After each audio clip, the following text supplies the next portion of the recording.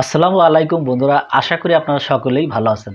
তো আজকে যে বিষয়টা নিয়ে আপনাদের মাঝে হাজির হয়েছে সেটি হচ্ছে একটা নতুন রাজনৈতিক দল গঠন হয়েছে, সেটি আপনারা সকলে জানেন যে জাতীয় নাগরিক পার্টি। তো সেটি নিয়েই বিপি নুরুল হক নূর তিনি কিছু কথা বলেছিলেন যে তারা সরকারের লোক রেখে তারা নির্বাচন করবে, তারা হয়তো নিজেরা জিতে যাবে, সেই ব্যবস্থাই তারা করেছে। তো এই বিষয়টা নিয়ে নতুন যে দলের আহ্বায়ক আছে তার নাম হচ্ছে তোষার, আর তিনি কিছু কথা বলেছেন বা এটার জবাব দিয়েছেন। তো চলুন আমরা তার মুখ থেকে সে কথাগুলো একটু শুনি। আপনারা সরকারের সমর্থন নিয়ে যে বাস রিকুইজিশনের কথাটা বলছে পিরোজপুর থেকে সেইটা, এবং আজকে গণ অধিকার পরিষদের বলেছেন যে আসলে সরকারের দুজন এখনো উপদেষ্টা রয়ে গেছেন, সুতরাং তাদের সরে যাওয়া উচিত। এটাকে আপনাদের দলটাকে নিরপেক্ষ কিংবা আপনাদের দলটা সরকারের বাইরে আছে সেটা প্রমাণ করার জন্য এই দুটো বিষয়ের ব্যাখ্যাটা কি? আচ্ছা, প্রথম কথা হচ্ছে যে টিআইবির যে বিবৃতিটা আমি এটা দেখেছি, আমার কাছে এটা একটু বেশি হার্শ মনে হয়েছে। ঘটনা এতটা হার্শ না, যেটা আনিস ভাই বলেছেন আমি কিন্তু খুবই পছন্দ করলাম। যদি ওই যে মাস্তান সংস্কৃতি অন্যান্য বড় দলের সেটা যদি থাকতো তাহলে ধমক দিয়েই বাসগুলো নিয়ে আসতো। কিন্তু ঘটনাটা পিরোজপুরে কী ঘটেছে আপনি খেয়াল করবেন, কতটুকু সিরিয়াসনেস কোন ঘটনায় আমরা দিব, এটা একটা ব্যাপার আছে এখানে।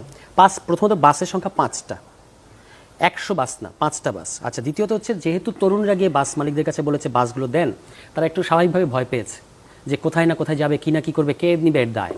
তখন তারা বলছে না, কোনো ধরনের অনুমতি ছাড়া আমরা দিতে পারবো না।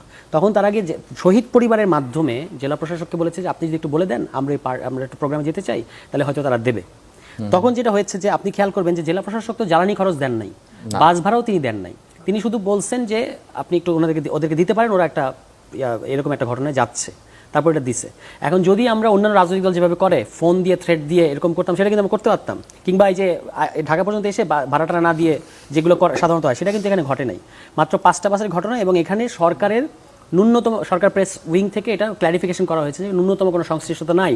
এটা ওই ডিসি নিজ দায়িত্বে করেছেন, এবং করে মনে হয়েছে ওনার প্রায় চাকরি যায় অবস্থা আর কি, এরকম একটা ঘটনা। যাই হোক, এখন এইটুকু হচ্ছে ঘটনা। কিন্তু পুরো সমাবেশটার অনেকগুলো ব্যাপার রেখে যখন শুধু এই 5টা বাসকে দিয়ে, এবং আরও প্রোপাগান্ডা আমি শুনলাম যে বলা হচ্ছে সারা দেশ থেকে নাকি এভাবে এসেছে, এটা একদম মিথ্যা কথা। এবং আমি বলবো যে অতিরঞ্জন যারা করেন আর কি, তাদের না করার ক্ষেত্রে টিআইবির স্টেটমেন্টে আমরা অবশ্যই তারা যে ওয়াচ করছে এটাকে আমরা অ্যাপ্রিসিয়েট করি, যে এই চাপটা অবশ্যই সবসময় আমরা বলেছি, আন্তরিকভাবে বলেছি যে এই চাপটা আমাদের উপর থাকা দরকার, কারণ আমাদেরকে রাইট ট্র্যাকে থাকতে হবে। যদি চারপাশ থেকে আমাদেরকে এই কথাবার্তাগুলো বা প্রত্যাশা চাপটা রাখা হয়, সেটা আমাদের জন্য ভালো। দ্বিতীয় কথা হচ্ছে গণ অধিকার পরিষদের ওনারা যেটা কথা বললেন, নুরুল ইসলাম নূর, তিনি একজন প্রতিশ্রুতিশীল রাজনীতিবিদ। তা আমরা তার কাছ থেকে আরও দায়িত্বশীল কথা আশা করি। তিনি কিন্তু সকালবেলা যেটা বলেন, বিকালবেলা আবার উল্টো কথা বলেন, সন্ধ্যায় আবার আরেক ধরনের কথা বলেন। এটা আমরা আজকে আমি প্রথম এই ধরনের কথা বললাম তার ব্যাপারে। এটা কিন্তু আমরা গত কয়েক বছর ধরে তার এই ধরনের দেখছি। তিনি কিন্তু তার কোনো সুনির্দিষ্ট ফোকাস আছে সেরকম তার কথায় মনে হয় না।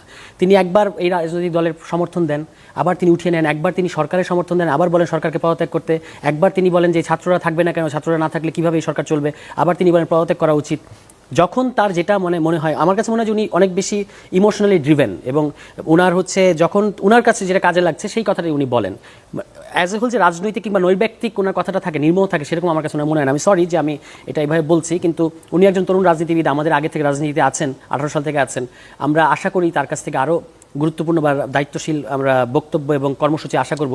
সেটা না করে তিনি যদি তরুণদেরই একটা তারই সমবয়সী, এবং এখানে অনেক রাজনীতিবিদ আছে যারা তার সাথে একসময় রাজনীতি করেছে, তাদের ব্যাপারে এইভাবে উনি উঠে পড়ে লাগেন, সেটা কিন্তু দৃষ্টিকটু হয় ভালো। এবং এতে আমি মনে করি যে তিনি যে কথাগুলো বলেছেন, এটাতে করে তার রাজনীতির ক্ষতি হচ্ছে। তার উচিত ছিল রাজনৈতিক দলকে স্বাগত জানানো।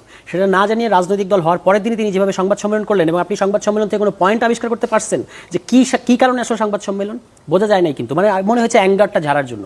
এটা করে তার রাজনীতি ক্ষতিগ্রস্ত হচ্ছে। আমি যদি নুরুল ইসলাম নূর যদি এই নুরুল হক নূর যদি আমার এই টকশোটা দেখে থাকেন, আমি তাকে অনুরোধ করবো যে আপনি আরও দায়িত্বশীল হবেন, এবং আপনার পুরো দল আরও দায়িত্বশীল হবেন, এবং এই সময় তরুণদের যে নতুন রাজনীতি সেটার সাথে আপনি থাকবেন। অযথা বিতর্ক কিংবা অযথা একটা দ্বন্দ্ব তৈরি করার কোনো মানে হয় না। এবং তিনি যেটা লাস্ট কথা আপনি যেটা বলছেন, কি বাস্তবতা তৈরি হয়েছে যে ছাত্র 2জন উপদেষ্টাকে পদত্যাগ করতে হবে, আমি এরকম কোনো বাস্তবতা দেখি না। যেটা হচ্ছে কি, দেখেন বাংলাদেশে সবসময়ই ছাত্ররা এরকম বড় ঘটনা ঘটায় এবং রাজনীতিবিদদের কাছে ক্ষমতা দিয়ে দেয়, যা হওয়ার তাই ঘটে, আবারও এই ধরনের ঘটনা ঘটাতে হয়। এই বাস্তবতা থেকে, এই তিক্ত বাস্তবতা থেকেই ছাত্ররা এবার সরকারে গিয়েছিল। তার মধ্যে থেকে একজন সিদ্ধান্ত নিয়েছেন তিনি রাজনীতিতে থাকবেন, আর 2জনের সিদ্ধান্ত হচ্ছে তারা রাষ্ট্র চালাবেন। তো এটা তাদের সিদ্ধান্ত, তাদের কারণে আপনারা যদি আপনাদের তো প্রচুর আপনারা অনেক জায়গা থেকে অনেক সোর্স থেকে অনেক কিছু শোনেন, গোয়েন্দারা আছে, আপনারা একটু খোঁজ নিন যে এই 2জন আসলেও কোনো গুণগত কোনো সহযোগিতা করতে পারছে কিনা এই দলের। যদি সেটা করতে পারে, সেটাতে সুনির্দিষ্ট খবর হওয়া উচিত, সংবাদ হওয়া উচিত, তখন আমরা এটা উত্তর দেবো। আদারওয়াইজ যে স্পেকুলেশনগুলো আমরা শুনি যে কি করছে না জানি ওরা এরকম, ওরা কি কোনো হেল্প করছে কিনা, এগুলোর ভিত্তিতে আসলে কথা চালানো কঠিন। মানে আসলে যেটা নাই, একটা হাওয়াই জিনিস, তার ভিত্তিতে আপনি কীভাবে কথা চালান? তো বন্ধুরা, আমরা স্ক্রিনে সে কথাগুলো শুনলাম, তিনি খুব সুন্দর কথা বলেছেন। তার কথায় যুক্তি আছে যে বিপি নুরুল হক নূর সকালে এক কথা বলে, বিকেলে আর এক কথা বলে, মানে একটা জাতীয় পার্টি এরশাদের মতো হয়ে গেছে তিনি। তার কথার মানে কোনো আগামাথা নাই, সকালে এক কথা বলে, বিকেলে এক কথা বলে। তো এই ধরনের কথাই তিনি বলেছেন। তো এই বিষয়টা নিয়ে আপনাদের যদি কোনো মতামত থাকে অবশ্যই কমেন্ট বক্সে জানিয়ে যাবেন। তো বন্ধুরা, ভালো থাকবেন, সুস্থ থাকবেন, দেখা হবে পরবর্তী কোনো ভিডিও নিয়ে। সে পর্যন্ত ভালো থাকুন। আল্লাহ হাফেজ।